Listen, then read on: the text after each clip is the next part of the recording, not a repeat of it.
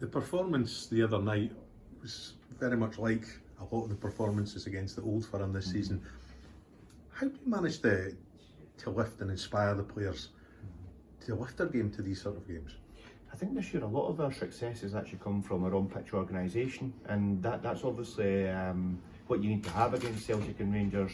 And I think I'd said pre-match that we've actually performed really well here against Rangers, and probably more so against Celtic, being at Celtic Park. So we knew that the game at midweek that Celtic would have a lot of possession, that our shape, our organisation would have to be right, but also in the same token, we actually backed ourselves. Now that we're in the top six and the players are a little bit more kind of freer, if you like, that there will be periods in the game where we can actually show how good we were. And I think by and large in the second half, you actually seen a real strong statement of intent to the type of team that we wanted to be on the night, and probably just a couple of missed chances prevented us from maybe actually taking even more points in just to win on the night. How difficult is it then to transform from what you had then on Wednesday to going up? I know there's the opportunity to get voted, but it's a different game, it's a different team.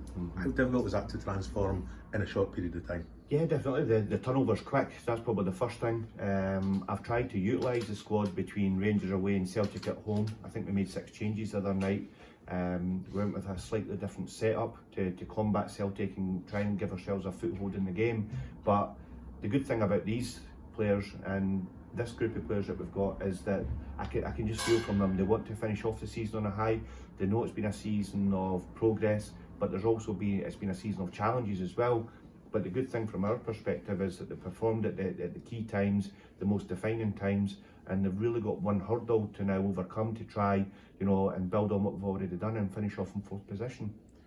About halfway through the season, you were asked about if you were writing your own school report card, what would be in it. Has that changed now that you're at the end of the season, and how would you write it now? I think it probably has changed, because this is the first time that I've worked at this level. I've been a manager for 6 full seasons. This is my first season operating at Scottish Premiership level, so it's good for me to have actually been over the course. So again, we had a really strong start, brilliant connection with the players, playing some lovely stuff, getting the results on the back of that. And then equally, we've actually then went through a winter period where we had a real downturn in performances and results, and we didn't panic, we stayed composed and measured. We knew why we were underperforming, and I think as we've kind of come out the back of that, it's then about finding more substance and solutions and styles. So there's been a lot of different learns, but the good thing from our perspective at this football club is that those learns have happened whilst we've been able to get into top 6, secure Europe, things that really accelerate what this football club can do in the next part of its journey, and that makes you feel proud to hold the position, proud to actually represent the players, and also motivated to know that one big performance will actually get us hopefully into 4th position and a stage forward in the European qualification. Talking about the next stage of things that are happening, Europe is just around the corner. How do you start preparing for that, and more importantly, when? We started that process a few weeks back in terms of looking at the pre-season planning. So there was probably 3 contingency plans for how long the players would get off, when they would return, when we would need to have pre-season friendlies.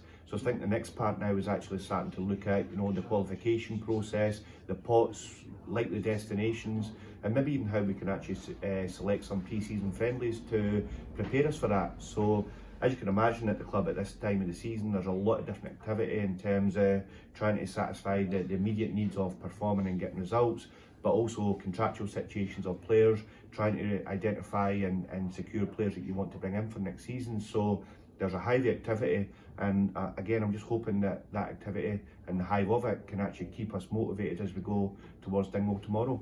Big question, have you asked them all if they've got a valid passport, because there's a bit of a queue? Yeah, exactly, and that's the thing. I mean, travel arrangements are still up in the air in certain locations, but I think fundamentally for me is great, because this is a proud football club that has a really rich heritage in Europe.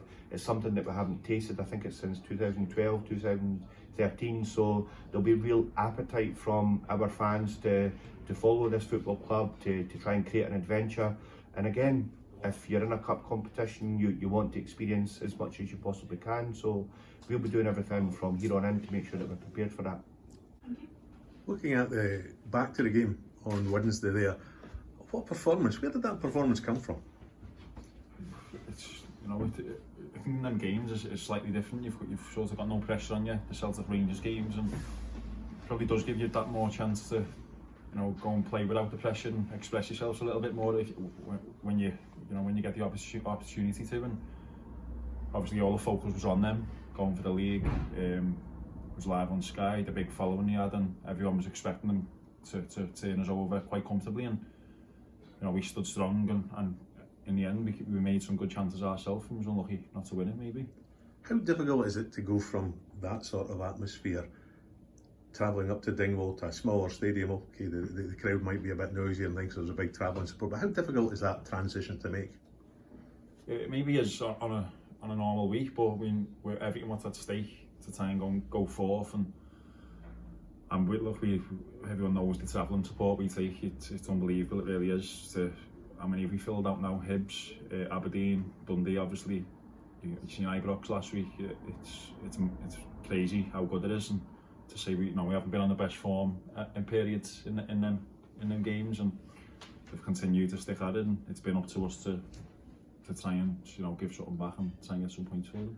If you're doing a review of the season, how would you kind of fit your own performance as well as the team performance into this season that we've just finishing? I think it's been a strong season. Taking a step back and looking at it, obviously performances from the team could have been better. A lot of noise was going out. It wasn't easy on the eye, but I'm sure every team in the league will have said that at some point.